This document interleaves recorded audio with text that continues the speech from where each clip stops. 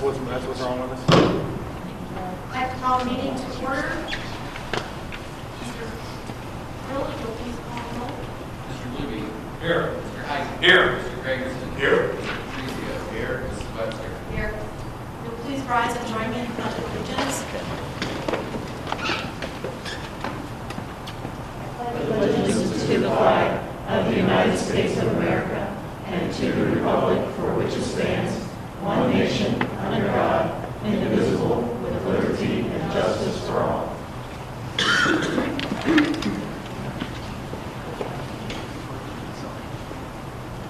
This time it's been our custom to share the mission statement of the River City Schools, and I'd like to read that for you this evening.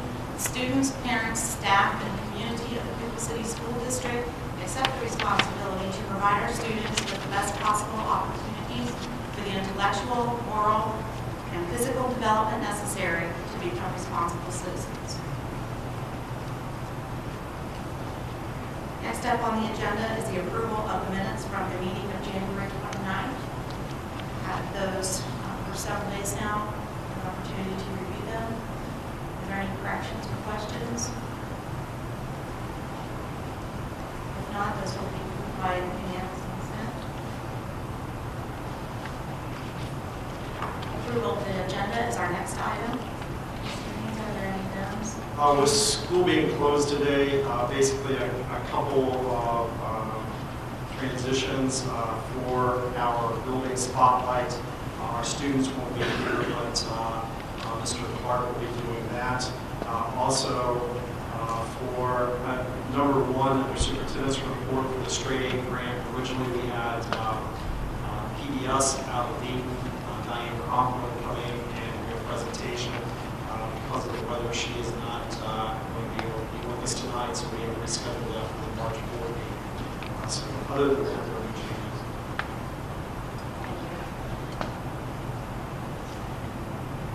Now a motion to approve the agenda as adjusted this evening, please. Second. Then moved and seconded. Call the roll, Mr. Hill, please. Mr. Heisen. Aye. Mrs. Webster. Aye. Mr. Gregerson. Aye. Mr. Luby. Aye. Mr. Patrizio. And moving on, let's have Mr. Clark step to the podium and share the building spotlight this evening for us. Good evening. First of all, I'd like to say the students were disappointed actually tonight that they couldn't come and share their work. They were really excited about doing that, and they put a lot of hard work into it. So I do want to recognize first our students that were going to present tonight: Kyra Buchanan, 8th grader, Devlin Murphy, 8th grader, and Austin Jenkins. They are the kind of the core group of students that produce our news every day, our video news, and that's what we're going to share as our building spotlight. On a daily basis, we have a group of students that work together to produce a video set of our announcements. Teachers, students, other groups outside of school that have announcements that need to be made at school submit those to Diane Fox. Diane Fox coordinates all of it for us. She teaches science for us here at the junior high, teaches 8th grade science. And the students then take it and run. So what they did was put together a video, a how-to show you what they do every day to get the video news ready. So we want to share that now, then I'll come up and kind of wrap things up.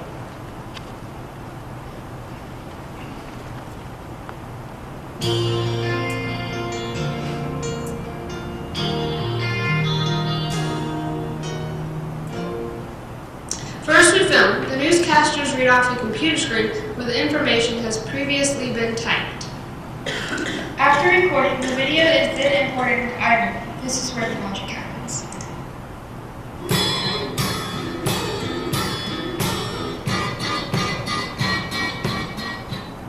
Here we have text slides, music, and a background. At this point, we can also add any other short clips, like Animotos. We use the Animotos to talk about any upcoming events or just a fun fact.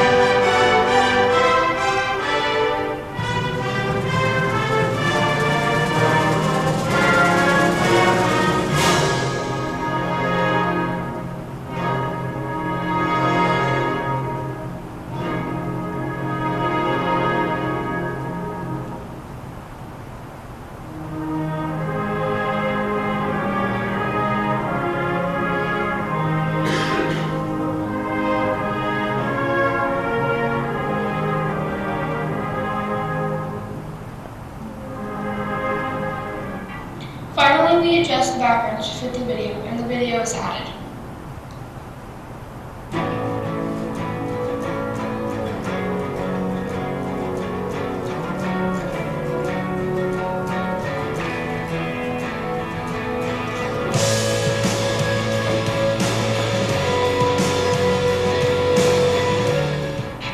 Now you can export. Be sure you check for any mistakes.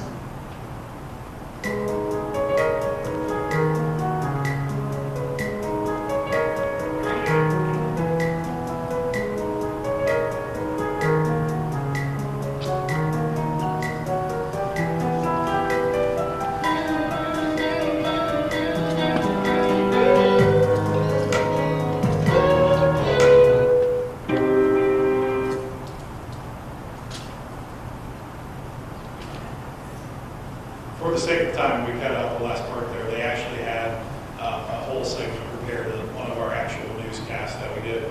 But what I would encourage everybody to do, if you haven't already, if you like our Facebook page, we post our news to our Facebook page every day.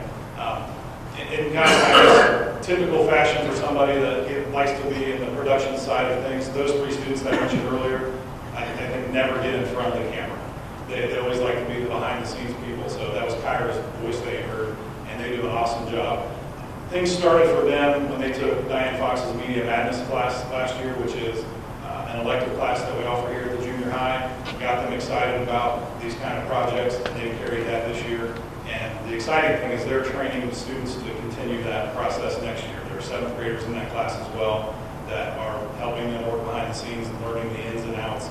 And that's how the process has been since I've been here. When I started here 11 years ago, we did video news, and it was with huge equipment that was probably crazy expensive that I think was donated to the school. And now we use an iMac and flash drives.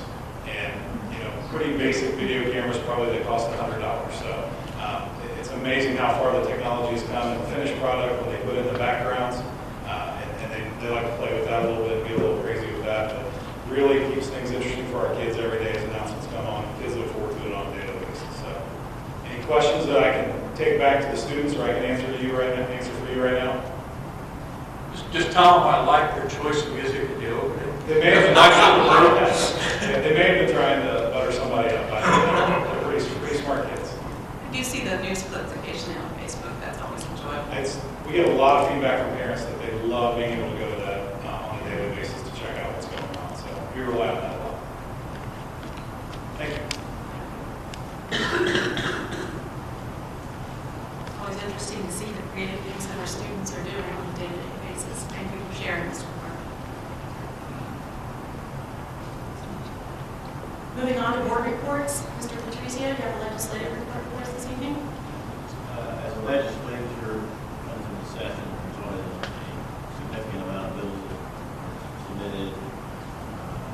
One, Senate Bill 34 that addresses school district policies for violent and disruptive or inappropriate behaviors. There was another one that changes the allocation or application or restores the application of the 10% and 2.5% property tax rollback to school district levies. It was renewed a couple of years ago. This affects all the release. House Bill 43. House Bill 5, I believe, and I didn't have that information on, was passed unanimously by the House, if I'm correct, and it repealed the common core, right? Or was it the hard text? It's looking at reducing the amount of time that is spending across the state testing. And the budget was submitted on House Bill 64, and where that ends up in a few months, we'll find out. That's all. Thank you. Is there anything to add there? Not really. At this point, the other thing I guess I would add is just with everything, a lot of discussion about testing, a lot of discussion about the amount of testing in Ohio, and I would encourage all of our parents and community members to really talk with their Representative Huffman, and also with Senator Beagle, and also share with all the other legislators that are in Columbus representing our state, because those are the folks who come up with the legislation and the laws that pertain to what we do in public schools. And so I encourage parents to participate through the democratic process in their way. Moving on to the Upper Valley Career Center report. Okay, the Upper Valley Career Center Board of Education has not met since our last meeting, but I'd like to share one thing. The Career Center hosted a business after hours get-together. They combined that with a celebration of the school's 40th anniversary and really had a reflection on the history of the Career Center. The evening also featured a video featuring testimonials from former students and from some of the founding fathers of the center. So it was really a great afternoon, evening. Everybody seemed to really enjoy relating to each other, and business people there sharing things. So it was a good time and very productive. Mr. Hyde, you also serve on that board. Anything to add? No, he covered it well. Okay, great.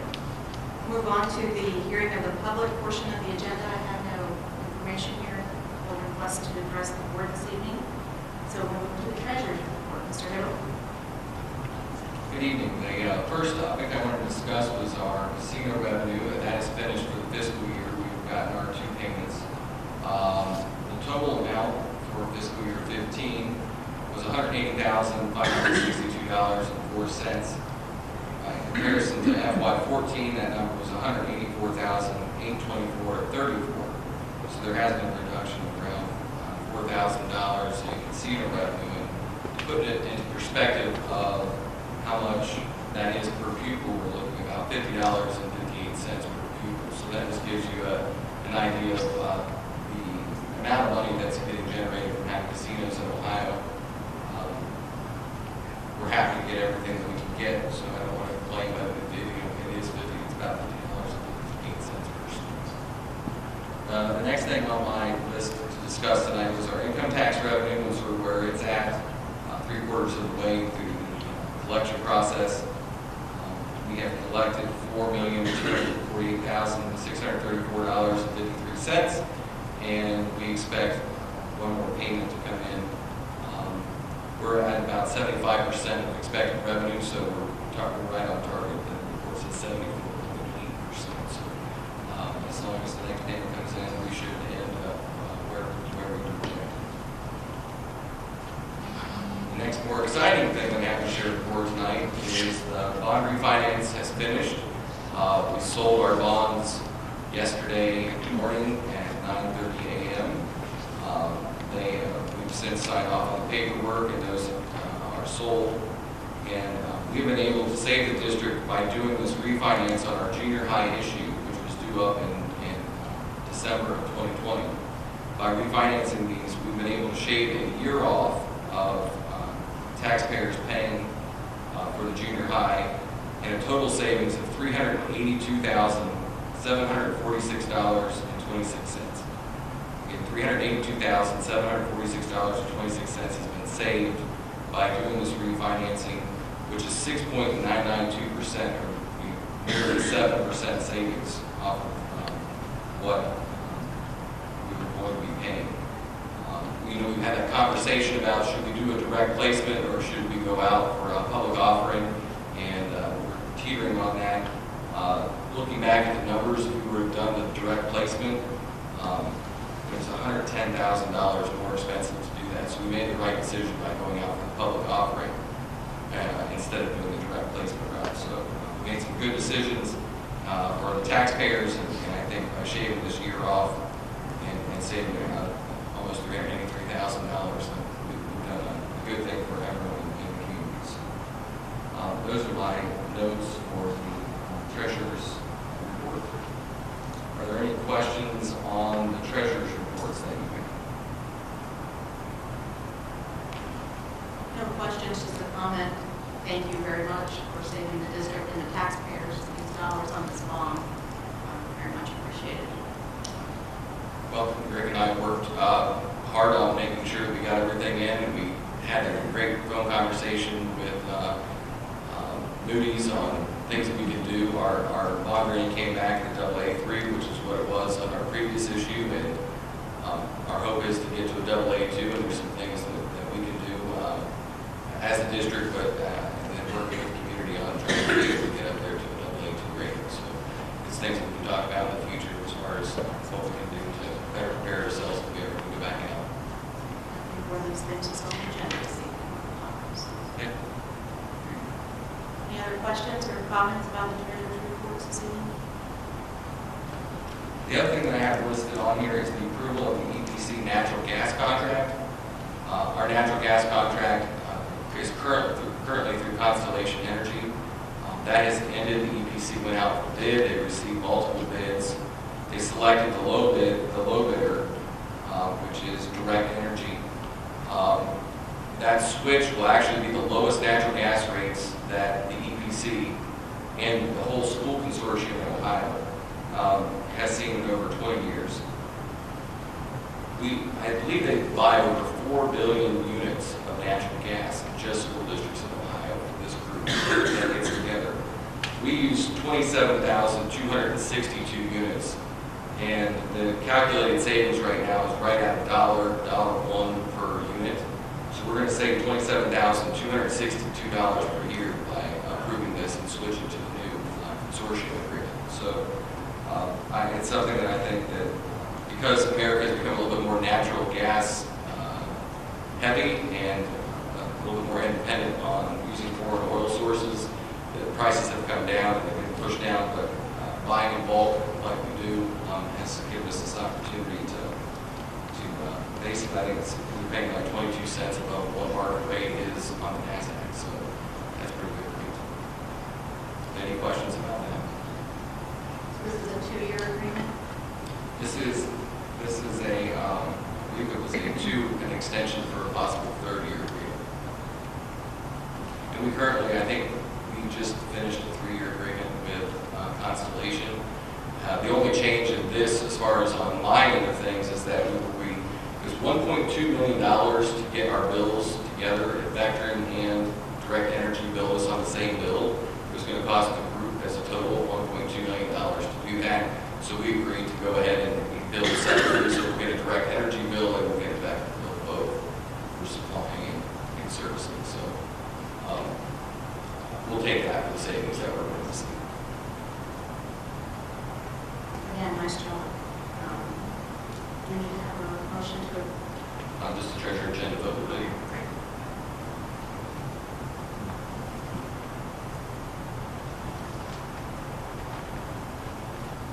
We need a motion. Sure, we'll take a motion to approve the treasurer's agenda. So moved. Second. Been moved and seconded. Any questions or comments on Mr. Hill this evening? If not, please call the roll. Mr. Gregerson. Aye. Mr. Luby. Aye. Mr. Patrizio. Aye. Mr. Height. Aye. Mrs. Webster. Aye. Let's move on to the superintendent's report, then, please. Item number 1, as I mentioned, with the straight A grant, the last couple of months, we are gearing up for a pilot program starting with 1 classroom at Fayetteville, 1 classroom at Nicklin, 2 classrooms at Spring Creek, and 2 classrooms at Washington. And that will be starting in March. I will share that that doesn't mean the Chromebooks will automatically be coming home in March. Basically, for those classrooms, the Chromebooks will be utilized first in the classroom with the students to get them used to it, and then eventually, as teachers and principals feel that we are ready to move to the phase of sitting at home, they'll be working with Mr. Heidwright and myself, and we'll be moving into that phase. Diane Cronklin was supposed to be here tonight. She'll be here in March to present. I would ask Teresa Anderson to step forward to the mic. We were represented at the State House with Teresa. And Teresa, you want to share a little bit about your day at the State House and who you talked with and who you shared with? Sure. We went on February 5th. It was Nick Neely from West Milton, Jenny Raymond, the superintendent of West Milton, Diane Cronklin from PBS TV, and myself. We had a booth set up, and there were over 50 schools present sharing their projects there that day.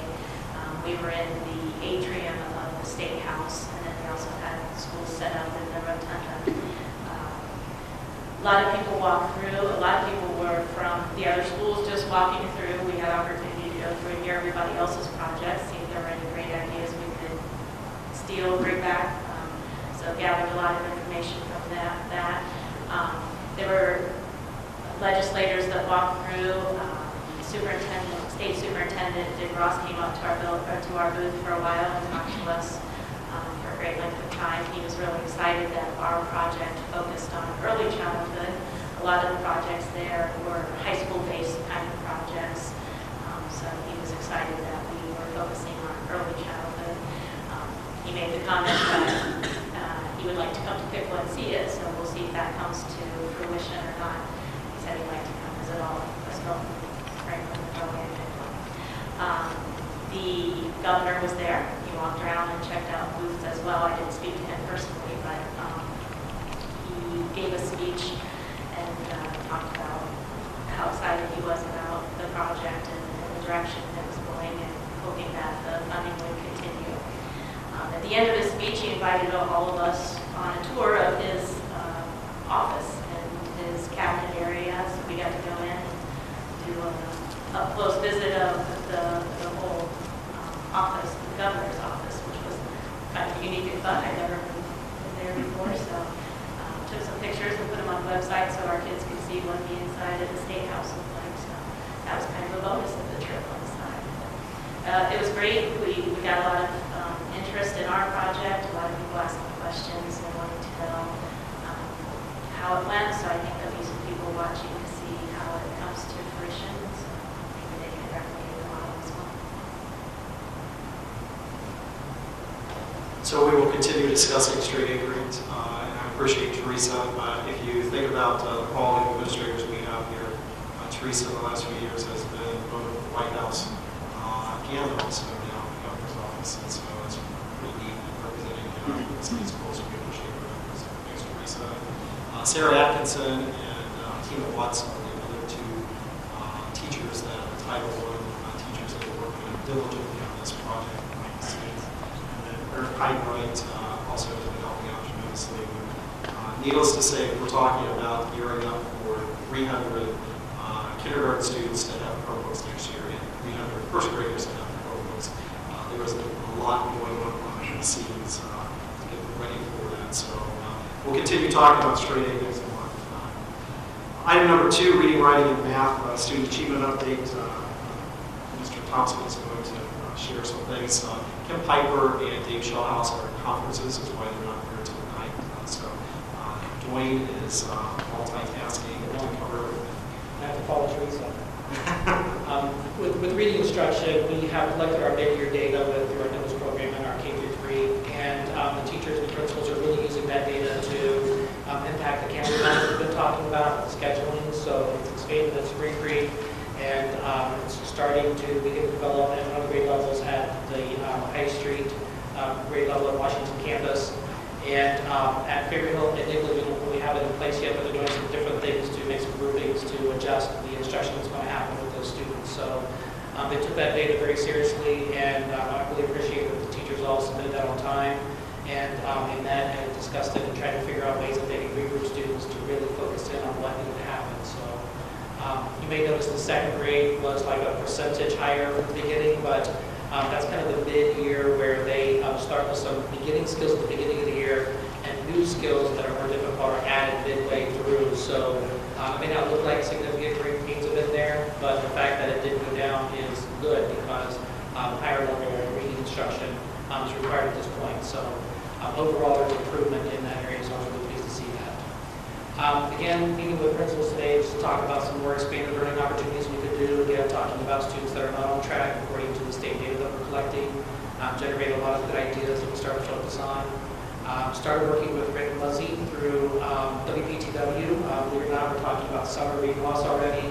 And he's working with me on developing a campaign this summer that we could try to get the message out to parents and grandparents about what we can do over the summer months to help prevent that piece from happening. I've met with Jim Oda and did some brief communications today with the Children's Department about what their summer reading program is going to be, and we're going to try to find ways to tie our students into that so we can get more engaged, continue to be engaged, because we actually have been the last couple of years very well, and we will continue that process. So we're just starting to begin that piece as well. And with the candidate model, if Mindy and Teresa, if you guys could share a little bit about how you're seeing that scheduling affect the buildings, that'd be greatly appreciated.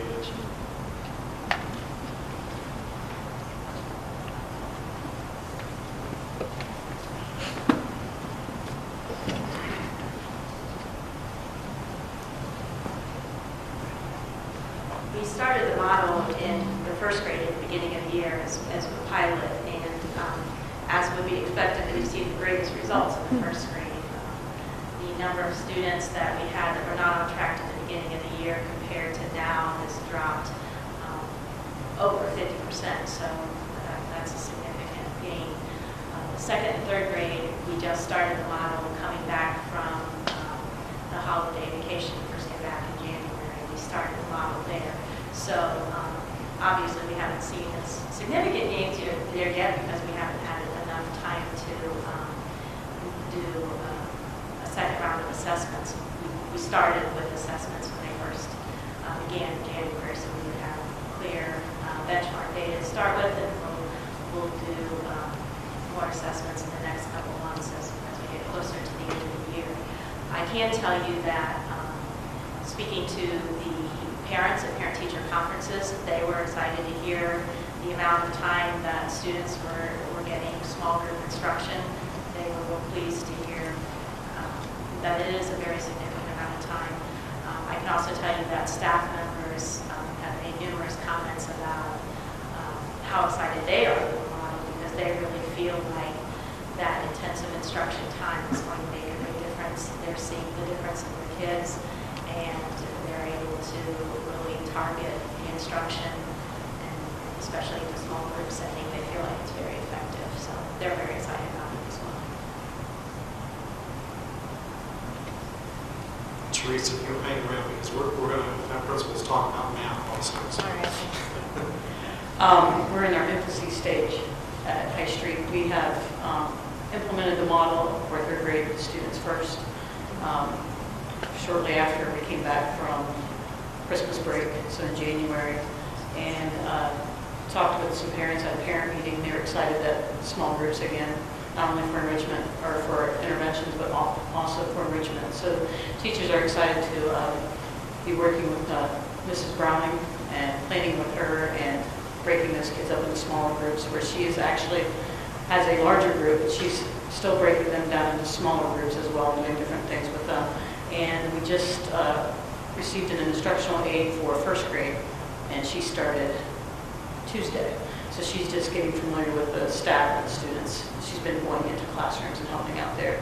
And then hopefully next week, weather permits, we'll have a full week of her then starting the model and resembling what third grade is doing right now.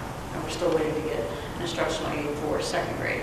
We also have an additional intervention specialist who is working with first and second grade students, and Mrs. Doer now is only working strictly with third grade. So we're taking that group and even making it smaller. So far the teachers seem to like it. We don't have any data yet to show if it's been successful, but planning's going well, and the ideas that they're doing with the students and how they like the fact that they can be well focused on what they're doing and not be distracted by what other students are doing. And students seem to like it as well. They get excited that they can work with somebody in small groups and get to do more things as well with someone else. And then if I could have the other principals come up at K through 6, and if you could update us on how we're doing with implementation of the Eureka Math program, I would greatly appreciate that.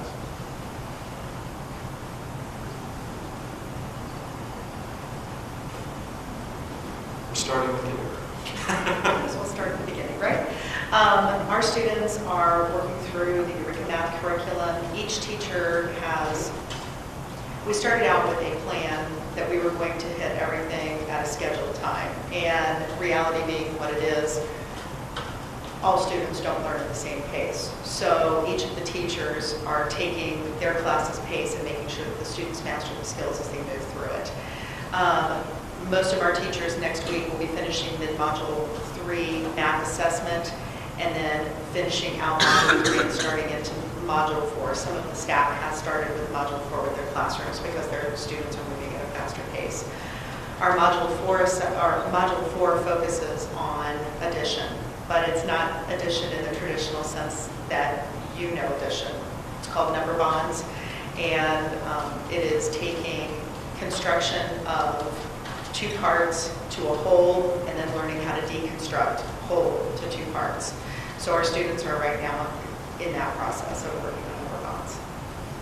As far as what you have seen from the shock at the beginning of the year to now, have we turned a corner, or are we, where are we at? We have turned a corner as far as the initial gasp of, oh, this is so different than what we're used to. And the teachers are now in the group. They understand and are really experiencing the flow of the lesson.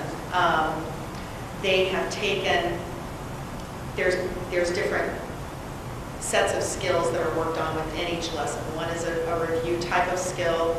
One is the introduction to the lesson, and then the follow-up. So they have embraced all of the different segments of the math lesson and are doing those. Right now, the big gasp is that we're not actually writing number sentences. And I said, well, nowhere in the standards does it say they have to write 3 + 2 = 5. They just have to know the concept of number bonds, where 3 + 2 = 5. So we have it, it's just different vocabulary, but it's the same thing. And so everybody's starting to breathe again and back into it. But the initial shock of not having that 3 + 2 = 5 right now, I think, really blew them away. But now they're starting to see that it's just part of the process and that they're getting there. So it's happening. And the understanding on the part of students, are they seeing an improvement as compared to previous years? Or are they seeing, what is your staff saying? I don't know, because the pacing of where we were at last year and the previous years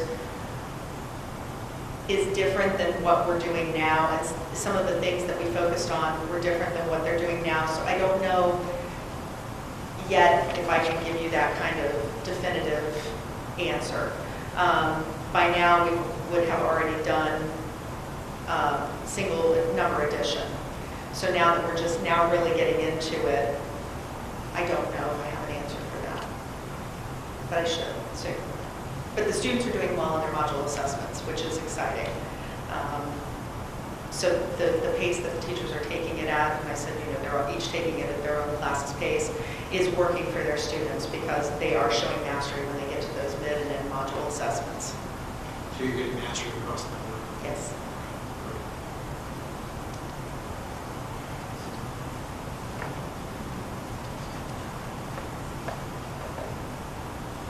At the primary level, it's kind of hard to remember what each grade level is at because the modules are different lengths for each grade level. So sometimes you'll walk into a first grade classroom and they're in module 4, but the second grade still in module 2, third grade's at module 6. It's all over the place.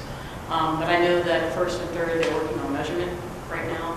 And I believe second is in module 4, and that has to do with double-digit addition or multi-problem or multi-number addition. And I think maybe some multiplication is thrown in there as well. First grade, they're working on centimeters, using centimeter cubes to measure objects, comparing lengths of objects, whether they're longer or shorter. It's kind of neat to listen to them talk within groups and hearing students work with those. Third grade is also working on measurement. And then they are realizing with assessments that are coming up, fractions are a big topic that within there. So they're also double dipping. They're working on fractions as well. And with the candidate model, then Mrs. Brown is also coming into the classrooms during that time and also working in small groups during that as well. Any questions? Where you're at, same question, turning corner, or Yeah, we're not there yet? It's a lot better now than it was at the beginning of the year.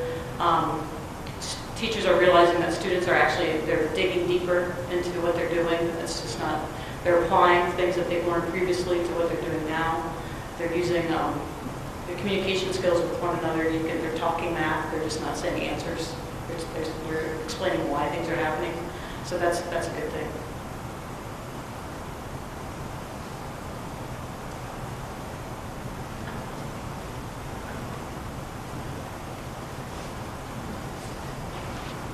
probably had some different experiences with Eureka. The teachers are moving at the pace of the kids, but the most exciting thing is when I can go into a first grade classroom and see these huge whiteboards, and the kids are up doing number bonds and taking the whole and putting them into parts. But what is exciting is when they'll say, Mrs. Straley, come over, I want to explain this to you. Oh, okay. And I am from the old school, so this was all new to me. And the first graders are getting it. They really are. Yes, they have to go sometimes at a slower pace, but they are getting it. Third grade caught on to Eureka, I think, a lot quicker than even the first graders did. Second grade is moving along at a good pace. And I really do think that the kids are having a deeper understanding of the math than just learning how to do it. They can explain it. And these first graders are so excited to get up there and show people, I can do this. The other classes are using a lot of the whiteboards, and they are active all the time in this Eureka. I'm excited to see the end results. I think it will, show that it is a good program. Next year should be easier.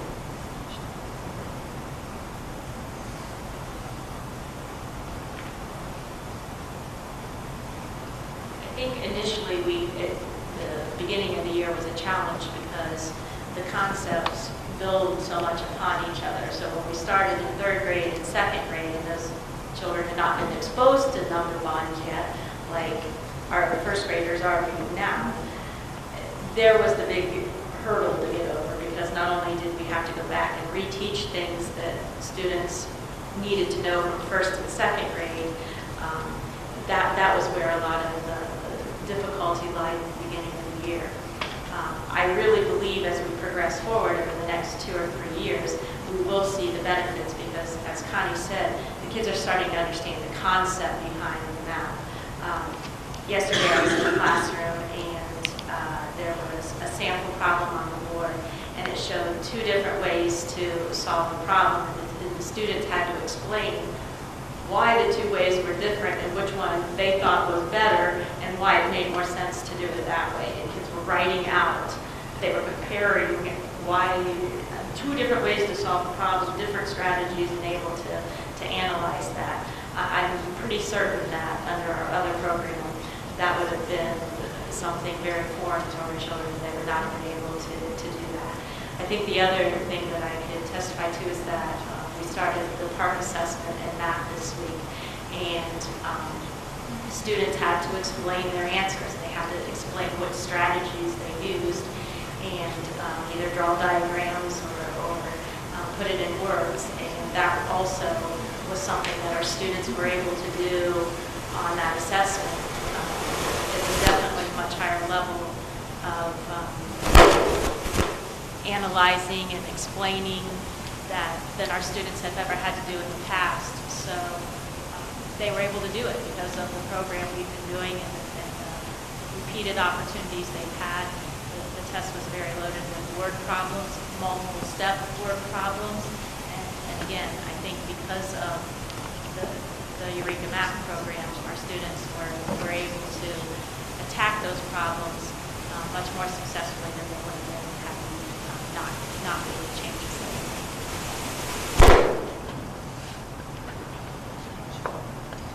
I maybe should have cut to the front of the line, because a lot of what I have to say is very similar to what they've said, in that we are seeing a big difference between now and the beginning of the year with teacher familiarity, student response to the math program.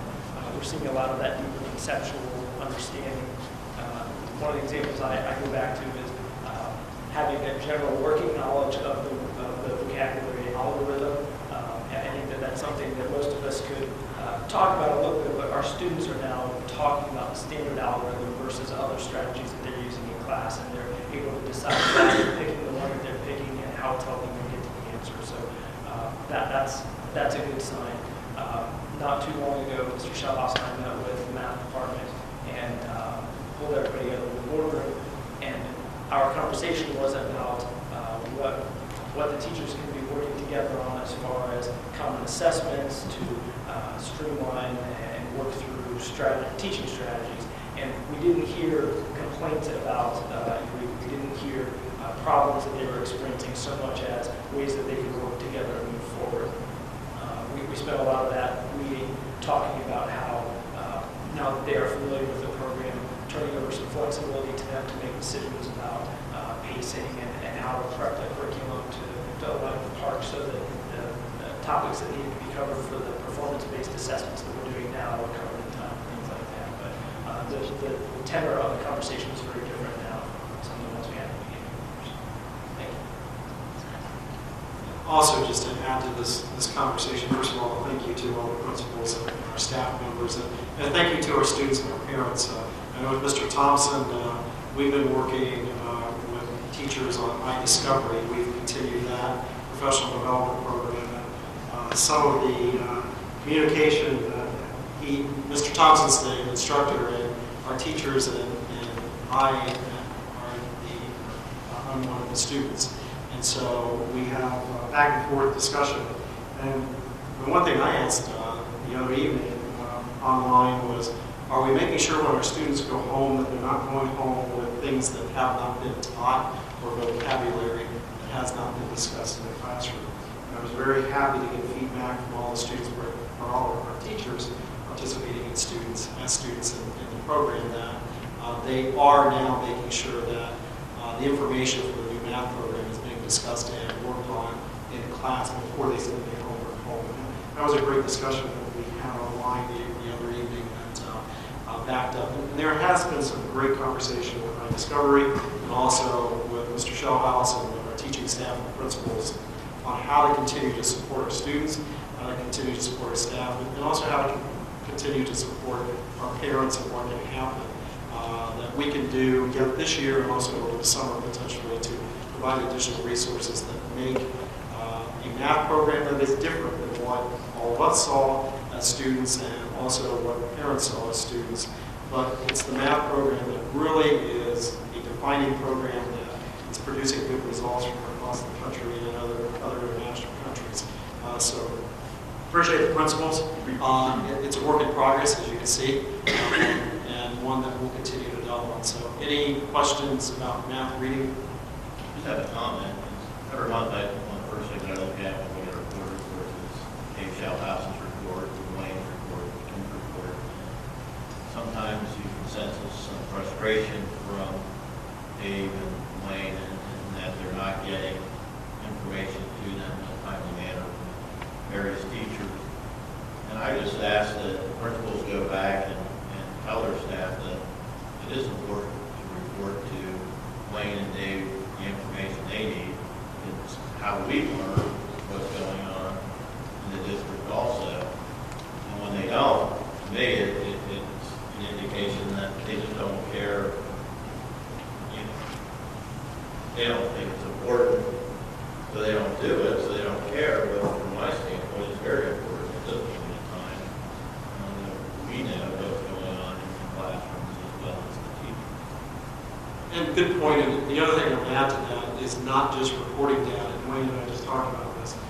It's also utilizing the data to make adjustments with instruction, to guide what we're doing in our classrooms, and to make sure that we are addressing gaps. So we want to make sure we're just not collecting it. We're collecting it, but we're also using it on a daily basis. Because really, by the time it gets reported to our curriculum directors, there should have already been a lot of things happening at the building level with principal and teaching staff in order to address the needs that are out there. So I appreciate that point. Any other comments, questions? Just have a quick question. It seems like the candidate model is working well to make progression reading. Is this a model we can use with the math program too, or not? I'll let principals answer that question. I think I didn't answer it. At the right schedule. Go for it, Jake. I will.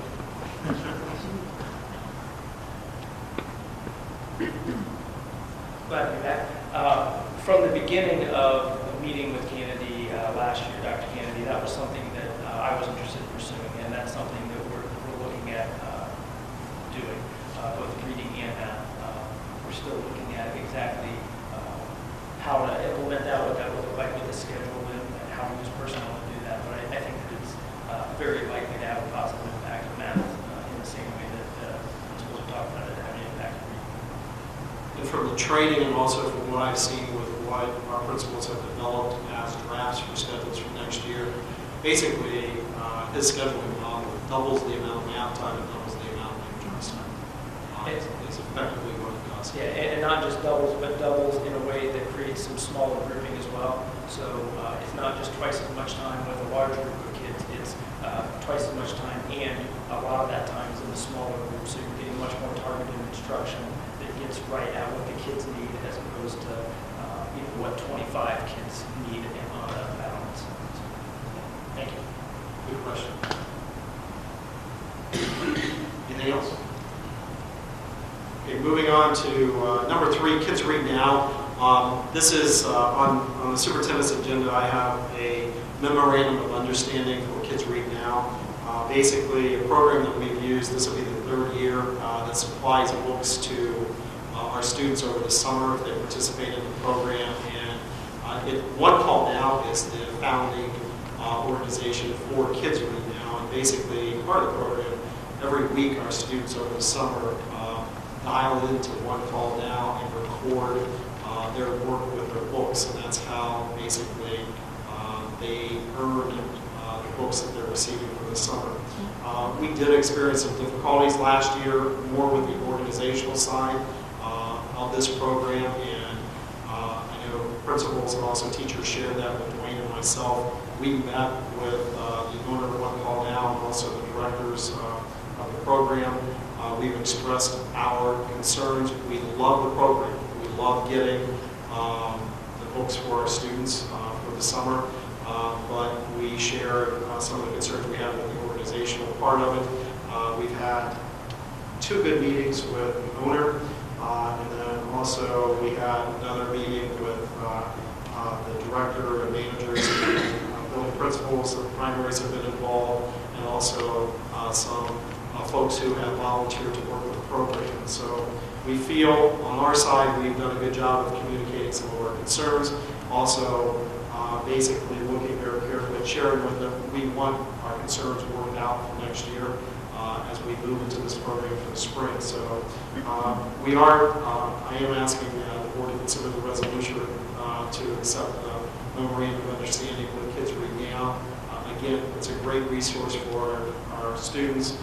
We're one of the founding districts working with One Call Now on this project, and so it's one of those where it's continuing to work out the bumps that we've experienced along the road. But I appreciate principals being very honest and speaking up and working with Dwayne and I, basically making this available and trying to improve the program that offers some reading resources in the summertime. Any questions on that? Enrollment chart has been included for number 5. Number 4, our building project update. Curtis South is with us to provide an update.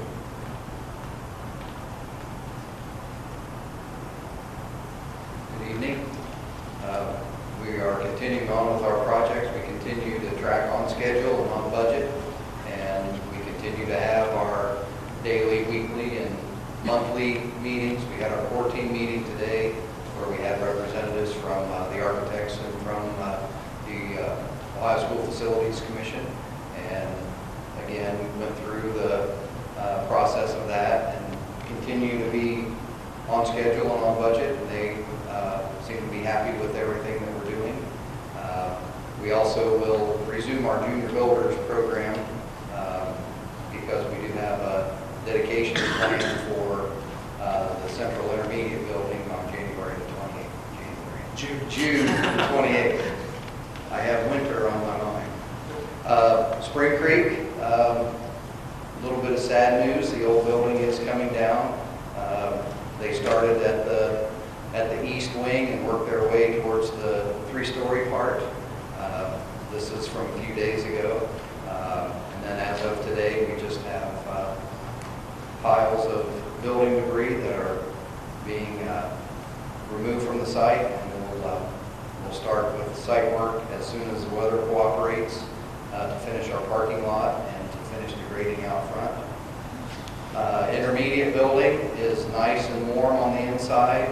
We're laying floors and putting cabinets in, have light fixtures in. This is one of the science rooms. This is the inside of what faces Park Avenue. And we have 2 science rooms that are back-to-back that are divided with an operable wall about halfway through in that picture. So it's quite a large space on all 3 of the floors. This is the cafeteria or commons. They're putting the acoustical wall treatment up, and it's very similar to the design of the Spring Creek and Washington buildings. They're also using that to store cabinetry, so pretty full in there right now. This is the view from when students that ride the bus come into the building, headed to the south past the commons. Wanted to let everybody know who our contractors were back in Spring Creek for abatement. We have EDG, they're out of the Cincinnati area. And then demolition is Russ James, he's a contractor out of Zanesville, working well for us. And then at the intermediate building, I've gone through these before, but just to show everybody who our contractors are, almost all of them are working there in the site. We have a few of them that haven't mobilized yet because we're not quite ready for them, but getting very close. And then upcoming events, we do have a turn lane project that will start in the spring at Spring Creek, where we're widening the road on both sides of the road in front of the Spring Creek building.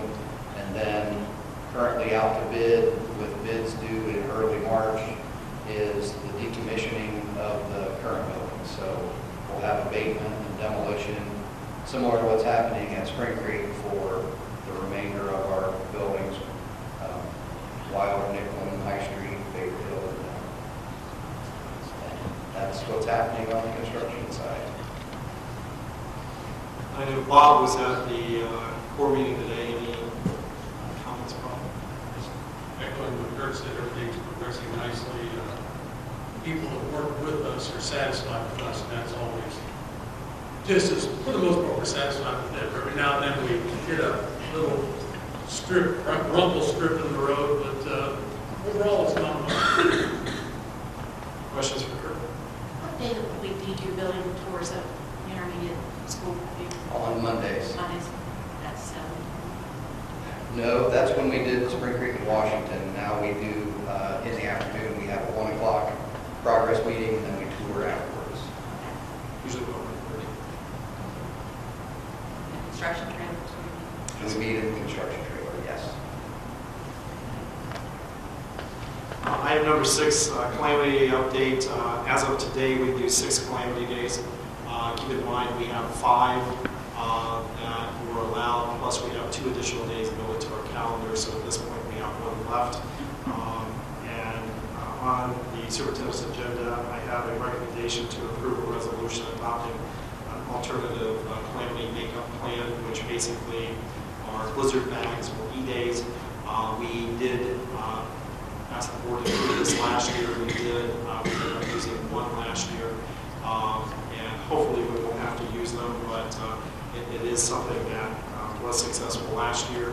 We did make arrangements to make sure that if students did have the opportunity for technology in their homes, there was time provided before school and after school, and also there were paper copies sent home for any students who requested. So asking that approval again. Keep in mind, we are still operating under days at Pickle City Schools. We're not under hours. And so that's one reason that we're looking at doing this and making this recommendation. Item number 7, out-of-state travel. We are basically looking at rerouting our entire K through 6 population, and also some preschoolers for next school year. And we have continually worked with TransFinder on doing this, and we're looking at sending Kurt South and Kurt Montgomery to training in New York, which is where TransFinder is located at.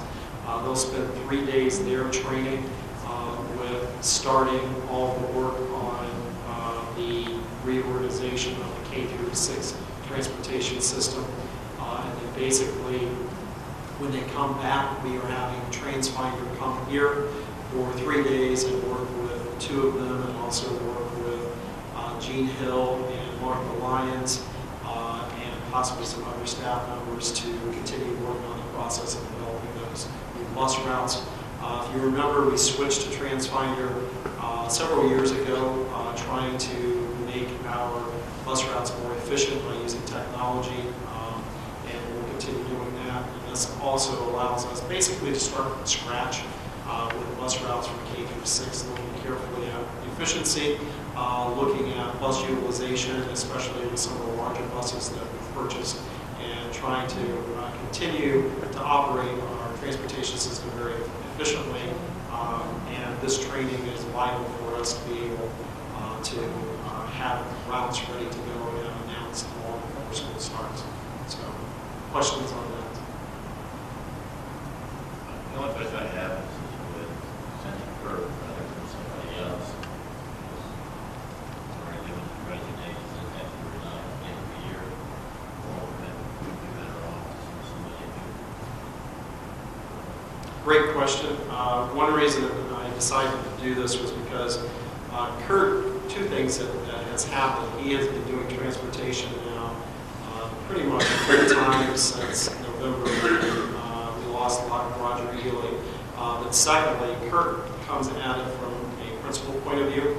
I don't have time to send our principals who are in the field to a training for 3 days and then another 3 additional days.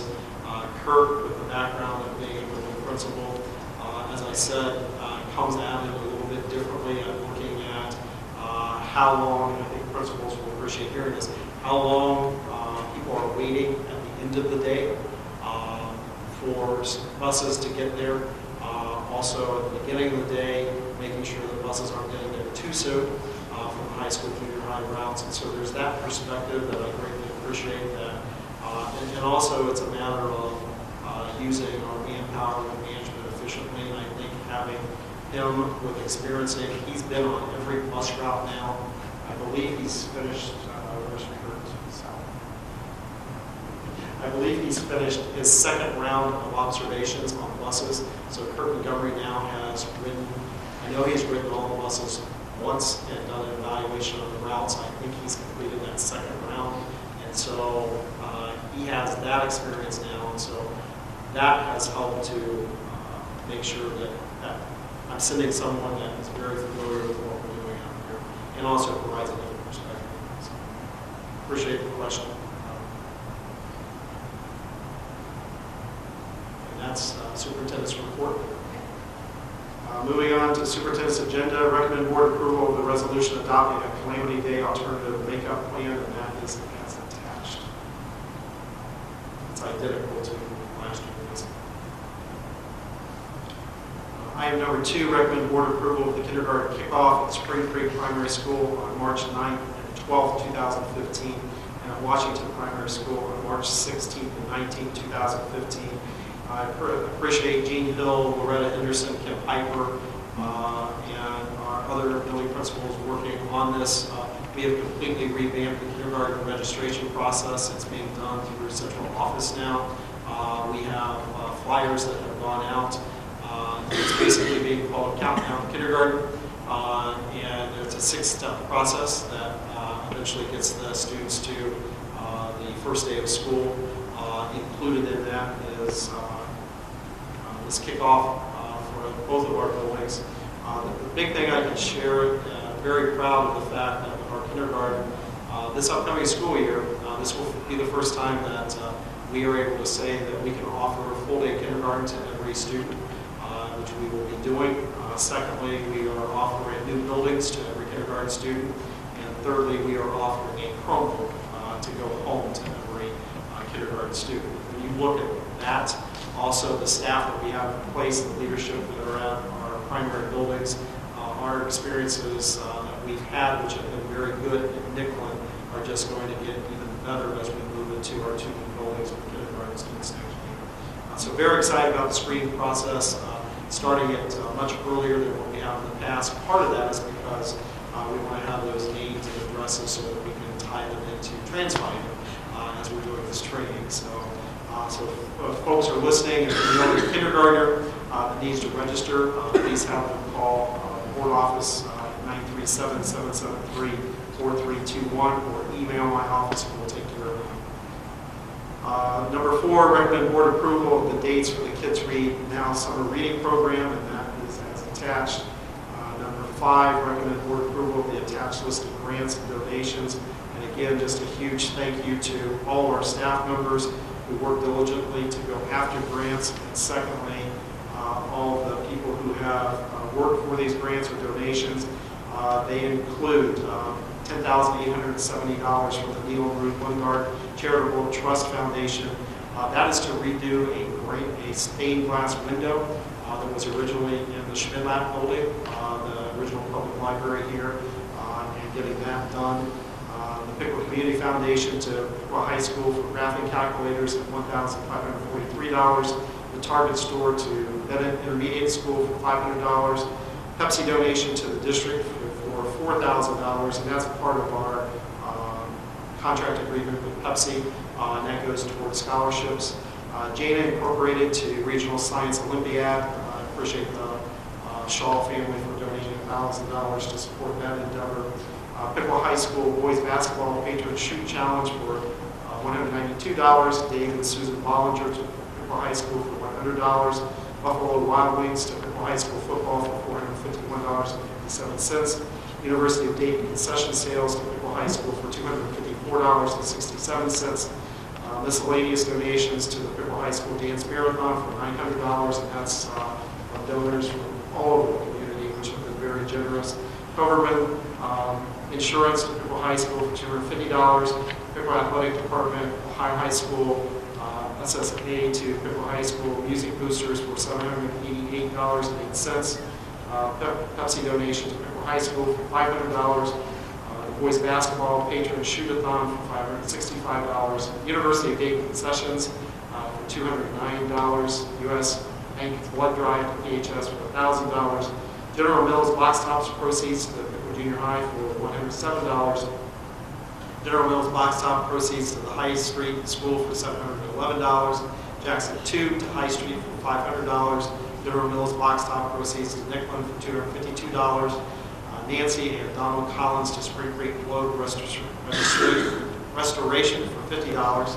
That's the globe, the concrete globe that was in the front lawn of the old Spring Creek that's being restored to use in the new Spring Creek.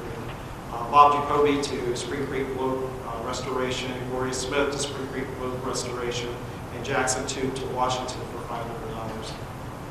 And a huge thank you to all those individuals, groups, and businesses that are helping us. Yes, what did I say? Oh, I'm sorry. That's it. That's it.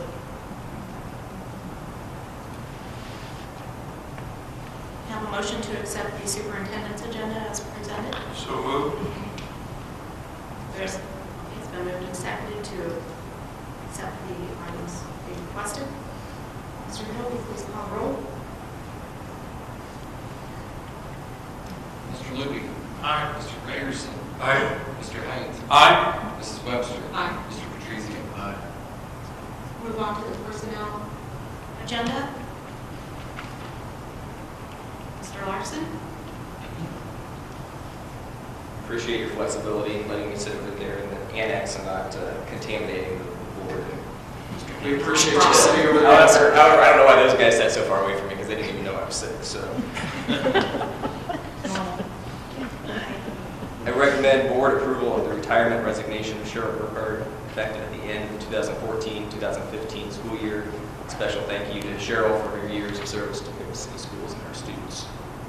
Recommend board approval of the attached list of individuals for up to 16 additional service hours for upcoming kindergarten kickoff and screening events. Recommend board approval of Cherie Wade as a non-certificated instructional aide effective February 17, 2015. She's at Nicklin. Recommend board approval of Tina Machino as a non-certificated instructional aide effective February 17, 2015. She is at Washington Primary. And I appreciate the flexibility of the Board of Education and Mr. Haynes for allowing us to have it on a rolling schedule. It has been a little bit harder than we thought to fill some of these positions in the middle of the year where people were currently employed and had to leave positions. So we really appreciate your flexibility and your willingness to make this investment to allow for the trial of the Canopy scheduling model. Recommend board approval of Leah Folenkamp as an extended learning tutor for the 2014-2015 school year. Recommend board approval of Catherine Stacy as a substitute teacher for the 2014-2015 school year. Recommend board approval of John Stager as a substitute custodian effective for the 2014-2015 school year. Recommend board approval of the attached list of supplemental contracts for the 2014-2015 school year. Recommend board approval of the attached list of volunteers for the 2014-2015 school year. And as always, we sincerely appreciate the time and efforts of the volunteers for Bear City Schools. That concludes personnel. Are there any questions or comments about the items being presented in the personnel agenda? Not, may I have a motion, please, to approve?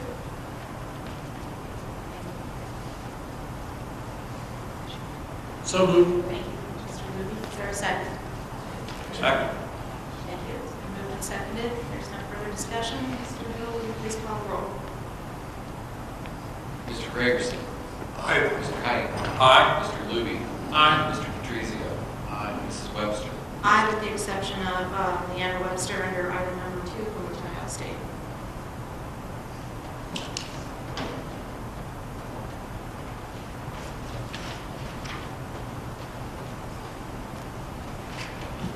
Moving on to old business, Mr. Haynes, would you like to discuss an update on the district belief statements? Just a reminder that we started working on district belief statements in August with the goal of, as we entered into the process of strategic plan review, that those would be incorporated into the adoption of those belief statements. And so as we move into strategic planning review, which we started in March, basically those belief statements you'll see and the information I'm sending out to the public, that's included in that process with the goal of adopting those in June. So in the next few weeks, and also I guess moving under new business with strategic planning, in the next few weeks we'll start that process with asking for public input, asking for staff input, student input, principals advisory for parents and principals advisory for students,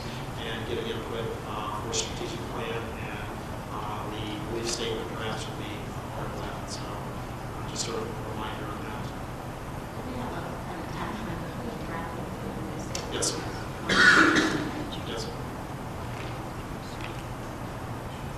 We'll move on then to finance management policy.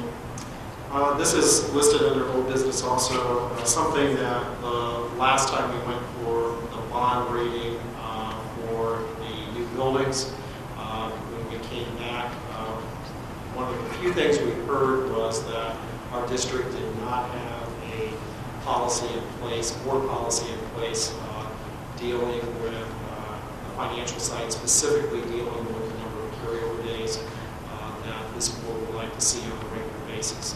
While we've been carrying the operational side and the protocol from administration has been, administration between the superintendent and treasurer has been, we're trying to keep an 80 to 120 day carryable balance, and you've heard that for quite a few years now. The recommendation from Moody's was it needs to be more than just a management protocol. In order to move it to a AA category, they'd like to see a policy in place. And that way, if the board changes, if the administration changes, which we've had a change in treasurer now since that time, basically there's something in board policy that is protecting that strategy of keeping an 80 to 120 day carryover.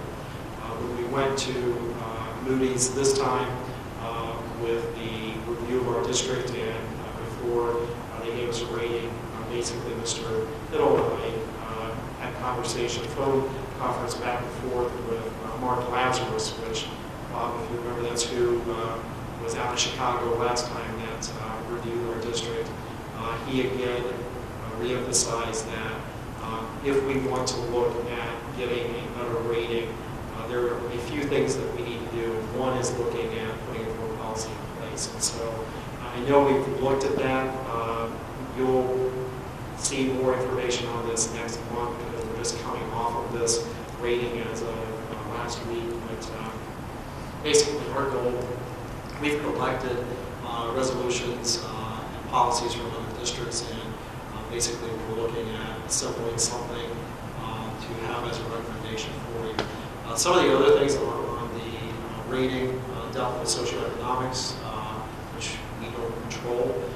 But Mark Lazarus was really good about saying, Jeremy, Rick, you need to work with the board on working on the things you can't control. Board policy is one that you can't control. Get something in writing beyond just management protocol that talks about here's how many days the board wants the administration to have at the end of every fiscal year. So we have asked for things from other districts, and we'll have that for you in March. But, it's something that we really need to look at because it's nice to have. We would love to get we were extremely happy with the rating that we received, but we're always looking at how can we improve. And that's the main suggestion that we gave us. Right. Our rating was the AA3, but it was a strong AA3 rating. There was no downward pressure. There was no discussion of any kind of downgrade. It was all on the bubble of actually getting an upgrade. So our conversations were, what can we do? What steps can we take to better situate ourselves? And we'll have to, like Rick said, we'll have more stuff coming in the future, and maybe a work session where we can have some conversations about what you want it to look like. We've probably gotten 20 different potential options that you could, it really just becomes, what is the board comfortable with? What do they want to see look like? So.